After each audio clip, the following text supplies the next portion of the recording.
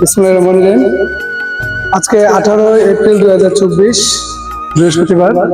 আমরা 9 নং 1400 ইউনিয়ন পরিষদের 3 নং ওয়ার্ডের জিনারাই গ্রামে উপস্থিত হয়েছি।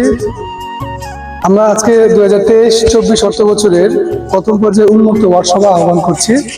উন্মুক্ত ওয়ার্ড সভার প্রধান অতিথি জনাব মোহাম্মদ আতাহার আলী চেয়ারম্যান মহোদয়। উনি একটা বিশেষ প্রয়োজনে ব্যস্ত থাকার কারণে আসতে পারেন নাই, এবং এখানে উপস্থিত আছেন আমাদের অত্র ওয়ার্ড সভার সভাপতি, অত্র ওয়ার্ডের ইউপি সদস্য জনাব মোহাম্মদ হেলাল উদ্দিন ভাই, এবং 1, 2, 3 নং ওয়ার্ডের সংরক্ষিত মহিলা সদস্য জনাব ললিতা আফা বেগম, এবং আরো উপস্থিত আছেন গণ্যমান্য এলাকার মুরব্বিয়ান এবং যুব ছাত্র কর্মীবৃন্দ এবং মহিলারা। সবাইকে এখানে কষ্ট করে বসে উপস্থিত থাকার জন্য অসংখ্য ধন্যবাদ জানাচ্ছি।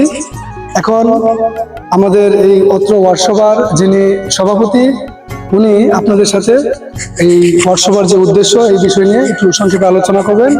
আপনারা সবাই শুনবেন। ধন্যবাদ সবাইকে।